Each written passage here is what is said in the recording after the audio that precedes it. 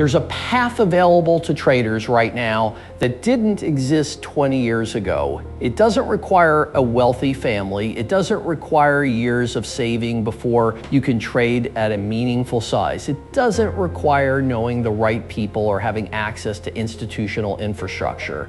It requires something more specific, more personal, and more demanding than any of those things. It requires that you demonstrate clearly and repeatedly that you can manage risk correctly with a small amount of real money. And then it gives you access to significantly more capital than you could have funded yourself.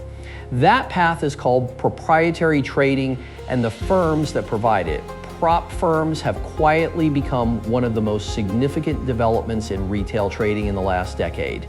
Not because they're perfect, not because every firm is trustworthy or every model is fair, but because they solve a problem that has quietly blocked the development of thousands of genuinely capable traders who simply didn't have enough personal capital to make the mathematics of careful, process-driven trading work at a meaningful scale. This video is going to explain exactly how that path works, walk you through a concrete example of what it looks like in practice, and then go somewhere most prop firm content never goes, into the psychological reality of what actually determines whether a trader succeeds on this path or fails on it. Often repeatedly without understanding why. Before we go further, I want to know where you currently stand on this. Have you attempted a prop firm challenge before? Comment yes and passed, yes and failed, or not yet below. I want you to see the range of where people watching this are starting from, because the conversation about prop firms is very different depending on whether you're approaching it for the first time or trying to understand why you keep failing despite a strategy you believe in. Let's start with what a prop firm actually is, stated plainly, because the concept gets overcomplicated in most explanations. A proprietary trading firm allocates its own capital to traders who demonstrate they can manage that capital profitably within defined risk parameters. In exchange, the trader keeps a significant portion of the profits they generate, typically between 70 and 90% depending on the firm and the account tier. The firm keeps the remainder as compensation for providing the capital, the infrastructure, and absorbing the risk of the trader's learning curve. The modern version of this model, which is what most retail traders encounter, works through a structured evaluation process, commonly called a challenge or evaluation phase.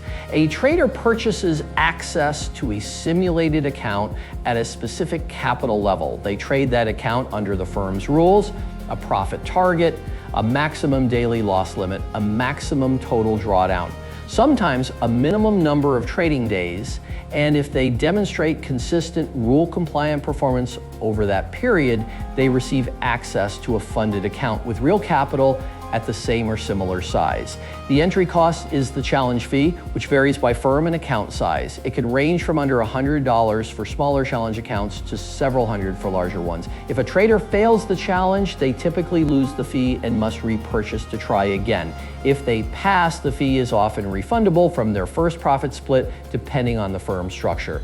That is the mechanics, but mechanics are not what determines whether a trader builds something real through a prop firm or burns through challenge fee after challenge fee without ever understanding why. What determines that is psychology, and specifically, it is the psychology of what happens to a trader's behavior when a profit target, a drawdown limit, and a clock are all running simultaneously, because that combination creates pressures that trading a personal account never produces. And most traders are completely unprepared for those pressures the first time they encounter them. Let's make this concrete with an example, and I want you to follow this example carefully, because it's designed to show you something specific that no amount of abstract explanation captures as clearly as a single real case. Meet Daniel. Has been trading Forex for about 18 months. He has a strategy structure-based entries on the 4-hour chart, confirmation on the 1-hour stops below structure, targets at the next significant level. His risk per trade is 2% of account equity on a personal account of $800. He has been profitable for 4 consecutive months, averaging about 6% per month net. His drawdown has never exceeded 8%. His journal is consistent. His process is documented. By any reasonable assessment, Daniel has demonstrated something real. His strategy has positive expectancy. His risk management is sound. His consistency, measured over 4 months and approximately 40 trades, is genuine. But Daniel's $800 account produces $48 in an average month, and $48 while meaningful as evidence of process quality is not meaningful as income. The mathematics of careful trading at $800 simply don't scale to a life-changing number. Daniel knows this. And so Daniel starts researching prop firms. He identifies a reputable firm offering a $10,000 challenge account. The profit target is 8%, $800. The maximum daily loss is 5%, $500. The maximum total drawdown is 10%, $1,000. The minimum trading days are 10. The challenge fee is $149, refundable upon first payout on paper. This looks completely achievable for Daniel. He has been averaging 6% per month on his personal account, 8% over 30 days, with a 10% total drawdown limit should be within reach for someone with his documented track record. And here is where the story gets instructive, because Daniel attempts the challenge and fails it not once. 3 times across 4 months of attempts, paying $149 each time. He fails the same challenge repeatedly, with the same strategy that has been working on his personal account for nearly half a year. I want to pause here and ask you something directly. If you've ever failed a prop firm challenge with a strategy you believed in, comment "This is me" below. And I want you to hold that feeling for a moment, because what I'm about to explain about why Daniel keeps failing is almost certainly what's been happening to you too. The first time Daniel fails, he loses 4% in a single session on day 3. He took 3 trades that day. The first was valid, structure confirmed, entry clean, stop placed correctly. It lost. The second trade was less clean. He entered slightly early before full confirmation on the 1-hour chart because price was moving and he felt the urgency to participate. It also lost. Now he's down over 3% on the day, approaching his daily loss limit. And the third trade he takes is not a trade at all in any meaningful sense. It is an attempt to recover the day's losses before the session closes. He enters on an impulse at a level with no structural significance, with a stop placed where the math of his daily loss limit dictates rather than where the chart demands. It hits the stop. He is disqualified for the day at 4.6%, fractionally below the 5% daily limit, but with a session that has fundamentally violated every principle his strategy is built on. What happened here is not a strategy failure. Daniel's strategy worked. On trade 1, it produced a loss, as strategies do regularly within a positive expectancy system. But the execution was correct. What failed on trades 2 and 3 was the psychological architecture that was supposed to hold his behavior together when the challenge's daily loss limit was approaching and the profit target felt further away than it had an hour earlier. The specific mechanism that failed is one we need to examine precisely, because it will keep failing until Daniel understands what it actually is. The profit target and the daily loss limit did not change Daniel's strategy. They changed what a loss meant. On his personal account, a 2% loss on a trade is a normal expected event within a sound probabilistic process. Daniel has internalized this. He has 40+ trades of evidence that losses of this size are unremarkable within his system's overall performance. He doesn't react to them strongly because they don't mean anything beyond the ordinary cost of operating within uncertainty. But on the challenge account, the same 2% loss now means something additional. It means he is measurably closer to the daily loss limit that would end his session. It means the profit target has moved further away. It means the clock has 1 fewer day of useful trading in it. The loss is no longer just a normal event within a probabilistic system. It is a threat to the specific, finite, time-pressured goal the challenge has imposed, and a threatened goal produces urgency. Urgency produces the second trade, the one taken before full confirmation, because waiting for confirmation suddenly feels like losing ground against the clock. And urgency at its peak produces the third trade, the one that has no strategic validity at all, that exists purely as an attempt to recover what the urgency has convinced Daniel he cannot afford to lose. This is not a character flaw. This is not undisciplined behavior in some abstract moral sense. It is the predictable, almost mechanically reliable response of a nervous system that has learned to interpret certain outcomes as threats, and that responds to threats the way nervous systems are designed to respond to threats. With urgency, with action, with a specific kind of reactivity that trading rewards sometimes and punishes consistently over a large sample on the second. And third failed attempts, the mechanism is slightly different, but equally specific. Daniel, having identified the urgency problem, imposes a rule on himself. After 2 losing trades, stop for the day. On the second attempt, he follows this rule and then spends the remaining session watching setups he would normally have taken, calculating whether the profit target is still achievable with the days remaining, and arriving at the next session in a state of low-grade anxiety that makes him enter the first valid setup with a position size slightly larger than his plan specifies. Not dramatically larger, just enough to make up time. The slightly larger size leads to a slightly larger loss when the trade doesn't work, which leads to more anxiety, which leads to another small violation. The pattern compounds quietly across 10 trading days until the challenge expires with results that are positive but below the profit target. On the third attempt, Daniel decides to just trade his normal process exactly as he would on his personal account and ignore the challenge structure entirely. This lasts 4 days. On day 5, he checks his progress toward the profit target for the first time and realizes he is at 3.2% with 21 days remaining. This feels fine. He is ahead of pace. So he slightly relaxes into a trade taken at a slightly lower quality setup than his criteria technically require, because with 21 days remaining and 3.2% already banked, there's room to be opportunistic. The trade loses, he checks the target again. He is now behind the daily pace he has mentally set, even though he is objectively ahead of the overall requirement, and the urgency that creates the urgency of being behind the self-imposed pace that was never part of the official challenge rules begins the same cycle. The first 2 attempts produced. Daniel's problem is not his strategy. Daniel's problem is that he has not yet developed the psychological infrastructure to operate normally inside an abnormal pressure environment, and until he understands that the challenge's rules are not just administrative constraints, but active psychological pressures that will reshape his behavior unless he specifically prepares for them. He will keep failing with a strategy that continues to work perfectly well on his personal account. Here is the practical framework that resolves Daniel's problem, and I want to be clear that this is not a list of tips in the conventional sense. Each of these is a specific intervention aimed at a specific psychological mechanism, not advice for its own sake, but targeted responses to the precise pressures.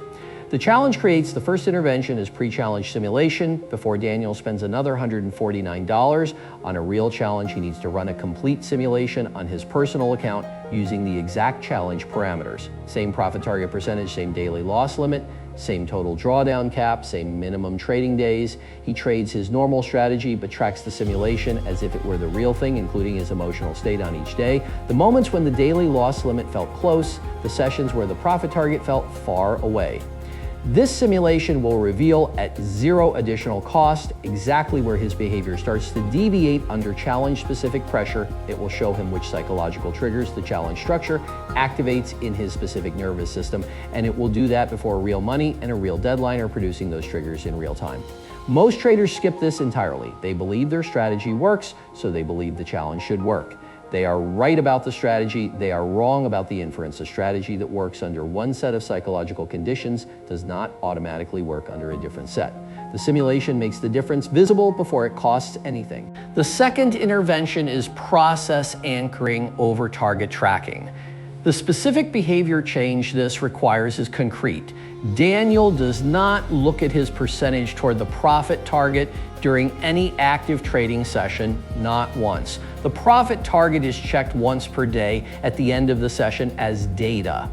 During the session, the only active question is whether the setup currently forming meets his full criteria, nothing about the profit target, the daily loss limit's proximity, or the days remaining enters the decision. This sounds simple. It is not, because the challenge structure makes the profit target feel constantly relevant. The discipline required to actively ignore it during decision making is not automatic. It must be built deliberately, practiced in simulation, and treated as a rule with the same weight as any entry criterion.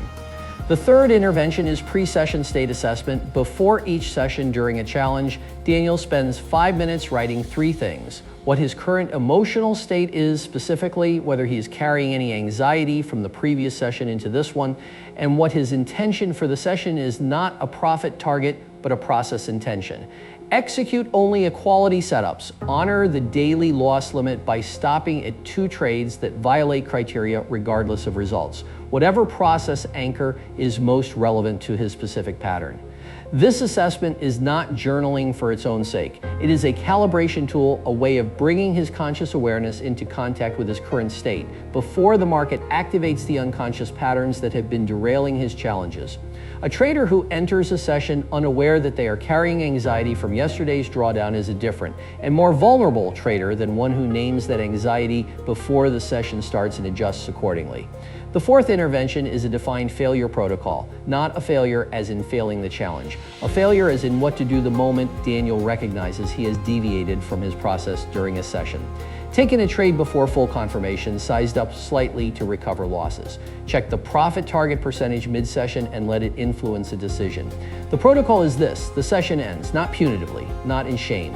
The session ends because continuing while a violation has occurred compounds the violation's effect rather than correcting it. The session ends, the deviation is documented specifically: what was the trigger, at what point did the behavior change, what was the thought or feeling that preceded the rule break, and that documentation becomes the data that informs the following session's pre-session state assessment. This protocol is the mechanism that turns failed sessions into developmental information rather than just financial losses. And in a challenge environment where the cost of each failure is both financial and temporal, converting failures into data is one of the highest value activities available. Here's what Daniel's fourth attempt looks like after implementing these 4 interventions. He runs a 2-week simulation first. He discovers that his deviation pattern is almost entirely confined to the period immediately after a losing trade. The 30 to 60 minutes where the loss is still fresh and the urge to immediately re-engage is strongest. He institutes a 30-minute mandatory break after any losing trade, no exceptions. He also discovers that he checks the profit target on his personal account far more than he realized, multiple times per session, and that the challenge's profit target has been acting as a constant low-grade stressor because he'd never noticed how habituated he was to target checking in the first place. On the 4th real challenge attempt, Daniel finishes in 22 days with a 9.4% return on the challenge account. His daily loss limit is never threatened. His total drawdown reaches a maximum of 4.8% on day 11 after 3 consecutive losing trades, all of which were process compliant, and recovers steadily over the following week. He receives his funded account at $10,000. His first month on the funded account, he produces 7.2% or $720. His payout at an 80% profit split is $576. His account scales to $25,000 the following month.